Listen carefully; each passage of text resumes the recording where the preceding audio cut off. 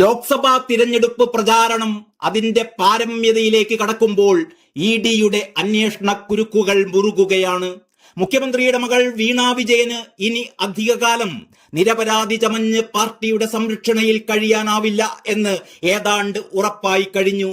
CMRL Exalogic ഇടപാടിന് പിന്നിലെ രഹസ്യങ്ങൾ കണ്ടെത്താനുള്ള തിരക്കിട്ട ശ്രമങ്ങളിലാണ് ഇഡി ഉദ്യോഗസ്ഥർ. ഇതിന്റെ ഭാഗമായാണ് CMRL ഉദ്യോഗസ്ഥരെ ചോദ്യം ചെയ്തുകൊണ്ടിരിക്കുന്നത്.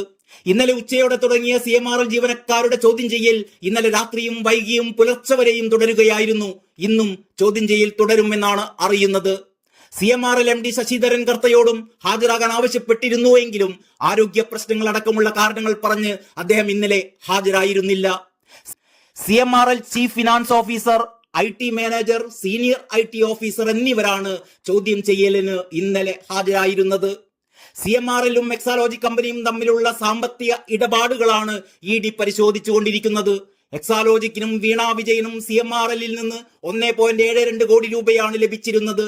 IT സേവനങ്ങളുടെ പ്രതിഫലം എന്ന നിലയിലാണ് ഈ പണം നൽകിയതെന്നാണ് വാദം. എന്നാൽ ഇല്ലാത്ത സേവനത്തിന്റെ പേരിലാണ് ഈ പണം നൽകിയത് എന്ന പരാതികളെ തുടർന്ന് കേന്ദ്ര കോർപ്പറേറ്റ് മന്ത്രാലയത്തിന്റെ സീരിയസ് ഫ്രോഡ് ഇൻവെസ്റ്റിഗേഷൻ ഓഫീസ് അന്വേഷണം ആരംഭിക്കുകയായിരുന്നു. ഇതിന് പിന്നാലെയാണ് ഇഡിയും ഈ കേസിൽ അന്വേഷണം ആരംഭിച്ചത്. ഏതായാലും CMRLിൽ നിന്നും ശേഖരിക്കുന്ന വിവരങ്ങളുടെ അടിസ്ഥാനത്തിലാവും ഈ കേസുമായി ബന്ധപ്പെട്ട മറ്റുള്ളവരെ ഇഡി ചോദ്യം ചെയ്യുക.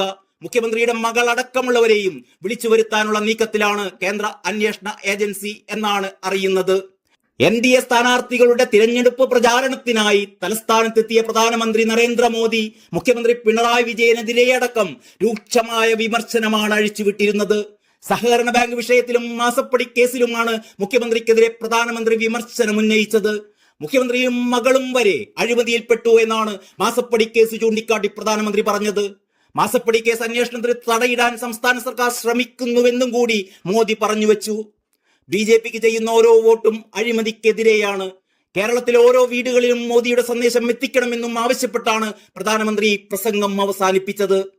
ഏതായാലും തിരഞ്ഞെടുപ്പിന് ഇനി കൈവിരലെണ്ണാവുന്ന ദിവസങ്ങളെ ബാക്കിയുള്ളൂ. അതിനിടയിൽ കരുവന്നൂരും മാസപ്പടി കേസും പരമാവധി ആയുധമാക്കാൻ തന്നെയാണ് BJP ശ്രമിക്കുന്നത്. വോട്ടെടുപ്പിലേക്ക് കേരളം നീങ്ങുന്നതിന് മുമ്പ് മുഖ്യമന്ത്രിയുടെ മകളെ ചോദ്യം ചെയ്യാനായി ഇഡി വിളിച്ചു വരുത്തുമെന്നാണ് സൂചന. അതിന് പിന്നാലെ അറസ്റ്റും ഉണ്ടായേക്കാം. പ്രധാനമന്ത്രിയുടെ വാക്കുകൾ അതിന്റെ സൂചന തന്നെയാണ്.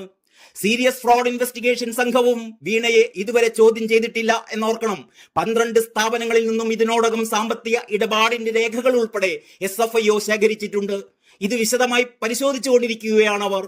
എക്സാലോജിക്കുമായി ബന്ധമുള്ള 8 സ്ഥാപനങ്ങളുടെ വിവരങ്ങൾ പരാതിക്കാരനായ ഷോൺ ജോർജ് SFIOക്ക് നേരത്തെ തന്നെ കൈമാറിയിരുന്നു. ഈ സ്ഥാപനങ്ങളിൽ നിന്നും രേഖകൾ ആവശ്യപ്പെട്ടിരുന്നു. Santa Monica, JDT, Ananthapuri educational society, Karakonam CSI medical college ഉൾപ്പെടെ പല സ്ഥാപനങ്ങളും ചെറുതും വലുതുമായ തുക എക്സാലോജിക്കിന് കൈമാറിയിട്ടുണ്ട്. ഈ തുകയ്ക്ക് സേവനം ലഭിച്ചിട്ടുണ്ടോ എന്നാണ് SFIO പ്രധാനമായും പരിശോധിക്കുന്നത്. എക്സാലോജിക്കിന് പണം നൽകിയെന്ന് സ്ഥിരീകരിച്ച് കാരക്കോണം മെഡിക്കൽ കോളേജിന്റെ പ്രതിനിധിയും CSI സൗത്ത് കേരള മഹാ ഇടവക സെക്രട്ടറിയുമായ ഡോക്ടർ TT പ്രവീൺ കഴിഞ്ഞ ദിവസം ന്യൂസ് ചാനലിൽ പ്രത്യക്ഷപ്പെട്ടിരുന്നു. സോഫ്റ്റ്വെയർ വികസിപ്പിക്കാൻ അഡ്വാൻസായി 3 ലക്ഷം രൂപ നൽകിയെന്നാണ് പ്രവീൺ സമ്മതിച്ചത്. തയ്യാറാക്കി നൽകിയ സോഫ്റ്റ്വെയർ തൃപ്തികരമല്ലാത്തതിനാൽ ജോലി മറ്റൊരു കമ്പനിയെ ഏൽപ്പിക്കുകയായിരുന്നു എന്നും ഡോക്ടർ TT പ്രവീൺ പറഞ്ഞിരുന്നു.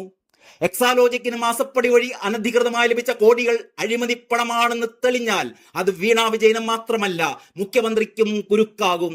മുഖ്യമന്ത്രിയുടെ പദവി ഉപയോഗിച്ചാണ് വീണ CMRLിൽ നിന്നും പണം കൈപ്പറ്റിയത് എന്ന് ആദായ നികുതി വകുപ്പ് ഇടക്കാല തർക്ക പരിഹാര ബോർഡിന്റെ റിപ്പോർട്ടിലുണ്ട്. ആ രേഖ മാത്രം മതിയാവും പിണറായി വിജയനും കുരുക്കു വീഴാൻ. അതുകൊണ്ട് തന്നെ ഇനിയുള്ള ഓരോ ദിവസവും നിർണായകമാണ്. ഇതിനിടയിലാണ് കേരളത്തിൽ നിന്നും 2-3 സീറ്റുകളിൽ BJPക്ക് വിജയം ഉറപ്പിക്കാനുള്ള ഒരു ഡീൽ മണക്കുന്നത്. ഡീൽ വിജയിച്ചാൽ ഇഡിയുടെ അന്വേഷണം ഒരുപക്ഷെ ഇഴഞ്ഞേക്കും. ഏതായാലും നമുക്ക് കാത്തിരുന്ന് തന്നെ കാണാം.